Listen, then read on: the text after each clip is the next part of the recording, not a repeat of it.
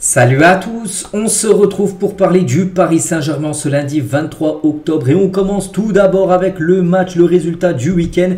Donc le PSG recevait l'équipe de Strasbourg et c'est une belle victoire au Parc des Princes, c'était samedi à 17h. Bien sûr le coup d'envoi, donc le PSG s'est imposé 3-0, Mbappé, Carlos Soler et Fabien Ruiz ont été les trois buteurs côté Paris Saint-Germain dans un match où le PSG a très bien maîtrisé son sujet. On se souvient lors du dernier match après la trêve, où ça avait été Nice, le PSG s'était incliné. Donc c'est toujours compliqué les matchs d'après trêve internationale, donc là le PSG a très bien géré bien sûr. L'équipe de Strasbourg, bien sûr, le PSG prépare très bien la réception de l'AC Milan après-demain en Ligue des Champions, mais pour l'instant on va parler bien sûr et revenir sur ce match contre Strasbourg. Donc les statistiques de la partie, donc beaucoup de possession comme souvent, 77% de possession de balle, 8 tirs, bon c'est pas beaucoup de tirs, des fois le PSG a des matchs où ils font plus de 25 tirs dans le match, donc là il y en a seulement 8, mais voilà, quand tu marques 3 buts, voilà, on prend bien sûr, donc voilà, que des fois il y a plus de 25 tirs et le PSG ne marque pas. Moi je préfère des stats comme ça où il y a peut-être moins de tirs mais que les attaquants sont plus efficaces. Donc les passes, 842 passes contre 227. Côté Racing Club de Strasbourg et classement, ça donne quoi? Après 9 matchs de Ligue 1, donc le Paris Saint-Germain est 3ème de la Ligue 1. Il y a seulement les deux clubs du sud de la France, Nice et Monaco qui sont devant. Bon, après le PSG au contact de Monaco, il y a seulement des points d'écart. Donc voilà, là on est actuellement en 9 journées, on est quasiment un tiers du championnat. Donc après on a bien sûr de revoir le PSG à la première position.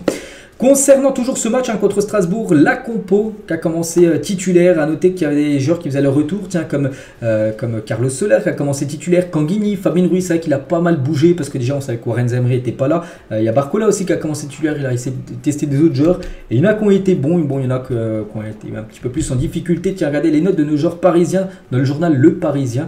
Du coup, regardez par exemple Donnarumma une note de 5, Marquinhos, Hernandez, Soler ou même Danilo c'est 6, Fabien Ruiz c'est 5.5. Kanghini qui revenait après sa magnifique période là avec la Corée. Bon, il a été un petit peu décevant. Bon, après, on va pas lui pointer du doigt bien sûr. Il faut qu'il se remette dans le bain du PSG. Bon, il a une note de 4.5. Donc Mbappé 7, pour moi le meilleur parisien. Et Ramos, qui a déçu en attaque 4. Donc voilà à peu près les notes. Donc il y a du bon et il y a du moins bon par rapport à tous les joueurs parisiens. Et on va parler de Luis Enrique. Donc l'influence de Luis Enrique dans le jeu du PSG, prouvé en quelques stats pour voir que le PSG a changé par rapport à l'année dernière, les saisons d'avant. Donc déjà la possession de balle en moyenne est passée à 70%, donc plus 10% par rapport à 2022-2023.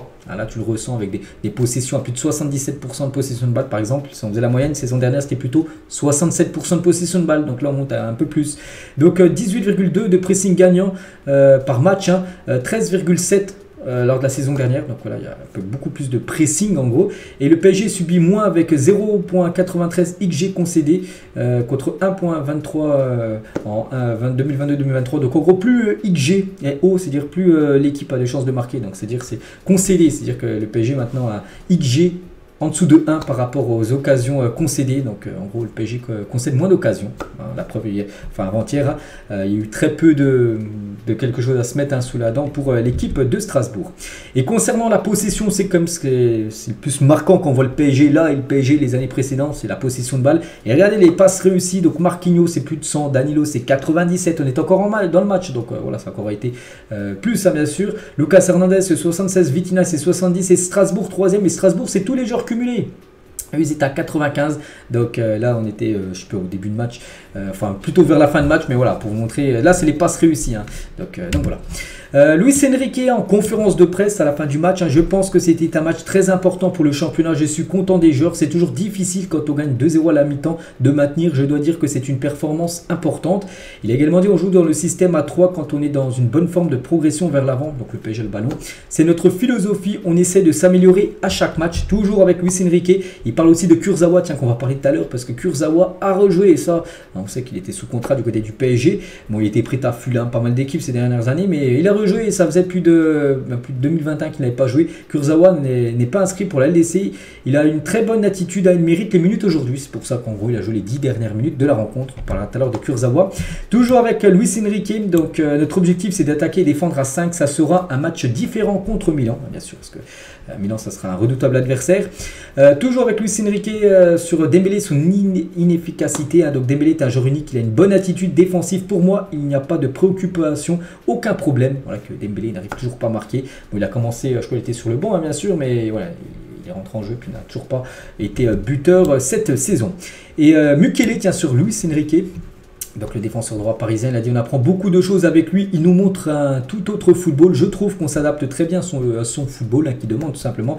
Ça demande encore du temps, mais avec la qualité qu'on a, on va très vite prendre le football du coach, hein, même si on le sent déjà, le football bien sûr, de Luis Enrique. Fabien Ruiz, lui aussi, tient en conférence de presse à la fin du match, on a bien travaillé, c'est important d'avoir les 3 points après la trêve internationale. Ce n'était pas un grand match, mais la dynamique est bonne, hein. Il faut encore nous améliorer. Maintenant, on pense au prochain match qui arrive, et le prochain match, vous savez c'est qui bien sûr, c'est l'AC Milan qu'on parlera beaucoup, on va en parler un petit peu là, mais beaucoup demain et surtout après-demain, lors du match du jour, ce sera le jour même, hein.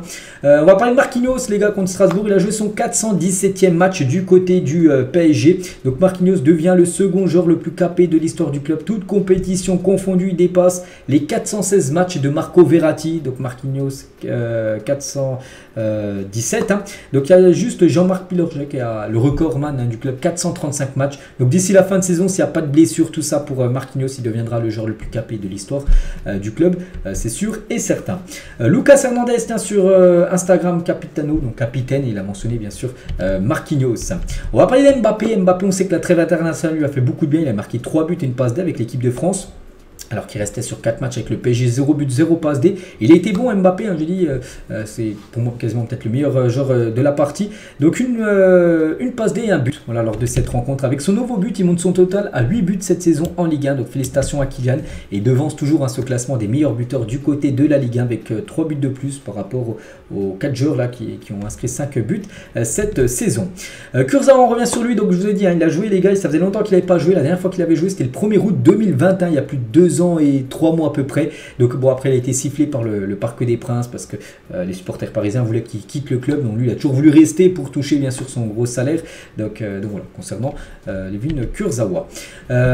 Concernant le stade, hein, on avait parlé aussi lors d'un match précédent qu'il y a eu des engins pyrotechniques. Puis surtout c'était les chants aussi, tiens, surtout par rapport à ça, les chants homophobes contre l'Olympique de Marseille en fin de match. On savait que le virage Auteuil allait être à huis clos et du coup c'est vrai que c'est un peu triste, hein, quand il n'y a pas les supporters là. Ça faisait un petit peu vide on peut dire, et surtout l'ambiance on sent quand ils sont pas là, les supporters du virage Auteuil. Du coup voilà ce qu'on va dire, hein, sur le match PSG Strasbourg. On va parler maintenant de la LDC parce que c'est une semaine de Ligue des Champions, hein.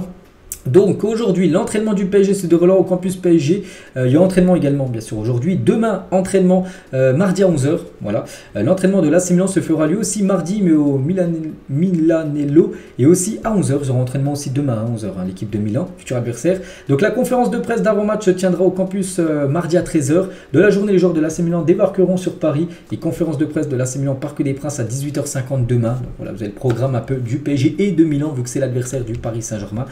Après-demain en LDC, et Giroud, tiens, sur Canal Plus Foot, Giroud, attaquant français de l'AC Milan, il a dit: le PSG, on est bien au courant de leur force offensive, hein, parce que les 3-4 attaquants, les 3-4 en attaque, hein, sont talentueux. Il faudra donc se méfier de tout le monde, et Kylian en particulier. Je pense qu'on défendra à plusieurs sur lui, j'en suis sûr, hein, parce qu'il connaît parfaitement bien sûr Kylian Mbappé. Il sait que c'est un très grand joueur, donc il dira certainement à ses collègues de l'AC Milan de garder vraiment un œil très attentif sur Mbappé. Il tient une petite info concernant Milan, ils ont joué contre la Juventus, c'était un gros match hier, ils ont perdu 1-0, l'AC Milan, hein, qui prépare mal on peut dire son déplacement à Paris après-demain. Et toujours tiens avec l'AC Milan, bon rien à voir avec le match, mais plutôt au niveau transfert, hein, parce que le PSG et Manchester United gardent un œil sur Reinders, qui est un jeu, je crois que ça se dit comme ça, genre néerlandais, un joueur de l'AC Milan, tiens, donc le milieu milanais est évalué à 40 millions d'euros, on pourrait peut-être le voir, bah, tiens, jeu contre Paris après-demain. Le PSG garde un œil, hein, sur ce joueur. Et toujours sur ce PSG Milan, les gars, on va parler de Sergio Rico qui fera son retour au Parc des Princes après-demain pour la première fois depuis son accident pour assister au PSG Milan en tribune, hein, il sera là. Donc un hommage devrait lui être rendu à la 16e minute par les supporters parisiens. Pourquoi la 16e minute? Parce que c'est son numéro de maillot. Il doit avoir peut-être des applaudissements à la 16e minute, puis il sera là aussi avant le match bien sûr. Voilà, Sergio Rico, c'est ce qu'il a vécu là les derniers mois, donc il sera présent en loge, hein, pour cette rencontre. On continue, on va parler d'Ethan Mbappé, buteur avec le 19 du PSG cet après-midi. C'était hier après-midi, donc félicitations à Ethan Mbappé, petit frère de Kylian, nous a fait la célébration, hein, la Jude Bellingham, hein, le joueur du Real Madrid. Hier les gars, quand on était le 22 octobre, hein, par exemple, le 22 octobre 2017, Cavani climatisait le Vélodrome avec ce légendaire coup franc, hein, Moi, je me souviens très bien de cette rencontre, les gars. Donc, c'était il y a 6 ans jour pour jour, quand on était bien sûr hier, et toujours avec le 22 octobre, quand on était hier. Mais en 2019, cette fois-ci, Mbappé inscrivait un triplé face à Bruges en Ligue des Champions, après avoir débuté sur le banc. Il était rentré en cours de jeu et triplé pour Kylian Mbappé. Et on finit cet épisode aujourd'hui avec Marquinhos Treblazer à 88. Donc, c'est sur le mode Ultimate Team sur Sport FC. Il a une nouvelle carte à débloquer avec des notes monstrueuses à Marquinhos du côté de ce jeu vidéo. Donc voilà ce qu'il y a à dire aujourd'hui. J'espère que ça vous a plu. On se retrouve bien évidemment demain mardi et on commencera à parler beaucoup bien sûr du gros choc contre l'AC Milan mercredi. Allez, je vous souhaite une bonne journée et à demain.